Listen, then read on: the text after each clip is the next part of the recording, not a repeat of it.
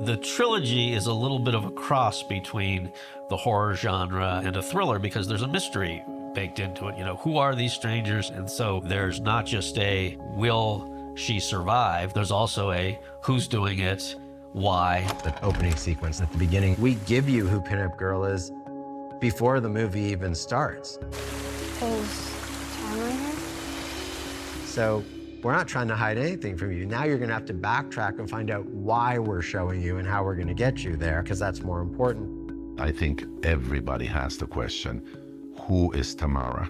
Because in the original movie and also in our first movie, these strangers show up at their doorstep and they just ask, Is Tamara here?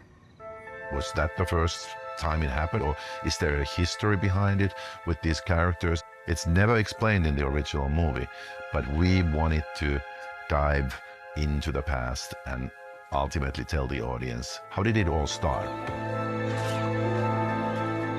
And then you get a flashback to the strangers. As children, we show you what made them what they are. And you come to understand that they first killed together.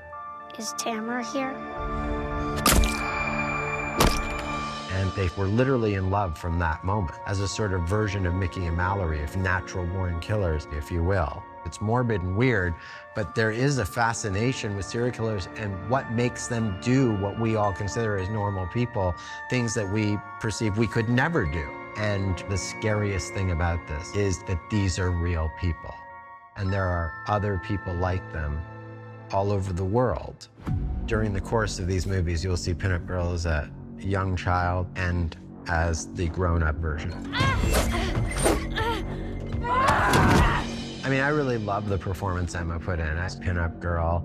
I auditioned for Maya at first. I sent a tape, and then I didn't hear anything for a while, and so I was like, okay, I guess I didn't get it.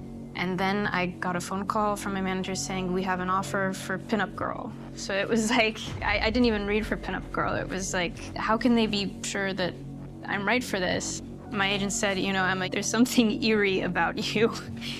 And sometimes it works and sometimes it doesn't. And in this case, it will work for this. Shelley is head waitress. She's in charge of lots of people. She's the most mature person in the diner. And then when she's in her killer persona, she wears a baby dress and she's got these big chunky child shoes. And then what Courtney and the writers wrote in the script is that she giggles like a child. And it is this very interesting thing. You know, in her real life, she's in charge, and when she's killing, she's a child. Oh, it needs to be fast. Yeah, because you're walking in warming and you're about to fight again. I think we had 2 weeks just with the mask on. And there's something about putting the mask on that kind of protects you in a way. There's something freeing about that. Move. We were in the woods in the original movie. There's this scene where Froy pops out and puts a gun to my head. And you know, my character's not even scared, you know. She doesn't have a human response, which is also terrifying. And she sort of dances in front of him, and she grabs the gun and screams. And it's like she's enjoying the danger of it. With your back still toward Brian, you lift it elegantly up. And it took us a while to find it, because the first time we did it, I think I was still kind of moving slowly, kind of in the original, and then everyone was like, what if we tried something a little different? This is a different movie. Rennie was sort of like, no, let's make these people crazy. Hear me out, psycho bitch. Yeah, that was nice. I had a sort of permission that day to go insane. She created a playfulness and just the sort of way she dangles her knife around. That whole whimsicalness that she added to it just makes the nature of somebody like that even scarier, because they just don't care. Why are you doing this to us? Because you're here. Nothing scares someone more than someone who doesn't value what you value.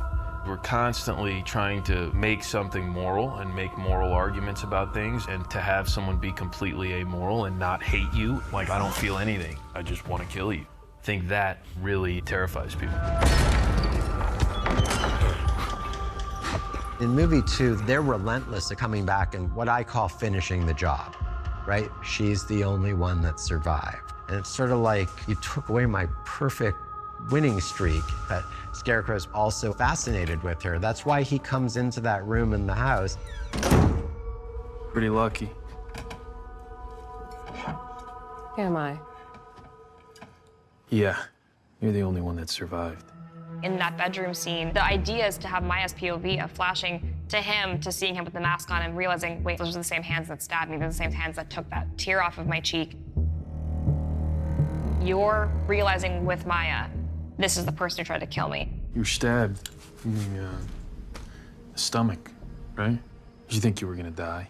She's like, this person is so fucked up that not only did they do this to me and continue trying to do this to me, they've now walked into this space to basically interview me about what it felt like. They're that psychologically tormented. How many others? Does it matter? I think with Gregory, being around anybody with that level of conviction, I think is a little intoxicating. When she's sitting in that chair in movie 1, and he's about to stab her, and she says, you just see it. He stops, literally. It's like, who would say this in this situation, right? She didn't just scream and cry and beg for her life. That's where she really piqued his interest. I'm thinking a Scarecrow backflips off the hood. What do you think? Originally, I met with Courtney for Ryan, and then I think after talking to him, he was like, this guy's nuts, so he suggested Gregory. There's just an energy about Gabe, especially with him in Scarecrow mode. There's a real presence there. While we were shooting, he made it so that the tension was always there in a way that was really palpable for when we were on screen. We're out of the woods. Congratulations. It was really funny to get to know him now because we worked together for 4 months and we were so removed from each other, and that was very helpful. The way I approached it is every time I'm looking at her and I'm Scarecrow, it's just like a cool control game that I'm playing of I know you're not getting away, but if I do this, what happens? And if I do this, what happens? And it's like, oh, nice.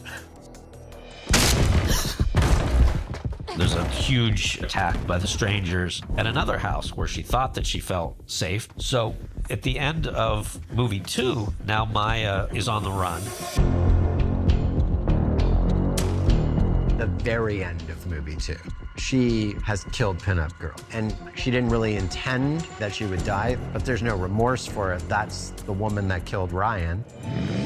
But then Scarecrow shows up, and you see how he takes off the mask and how he cradles her, and Maya's hidden off to the side. And that last moment, she now has a different understanding, because the one thing she didn't know until that moment was exactly what his relationship was and how deep it was with Pinup Girl. That's the first time there's something human about these people. She knows the guy under the mask. She's met him. She's been stuck in a room with him. There's a weird dynamic that's starting to form there, and more of an understanding. When I watch movie 2 in a big room, I walk away being like, that was fucking dope. That was badass. Each one does leave you on cliffhanger. So we hope that people are gonna have a fun conversation. Well, what's gonna happen? Where's this gonna go? When you watch 2, you gotta see 3, because it answers questions, and there's a whole other slew of events that you never would have expected. Thank you for clicking on our video, everybody. If you like what you saw here, please make sure you like the video and subscribe and share with your friends who like this sort of content. Joblo remains an independent company, and we appreciate all of your support.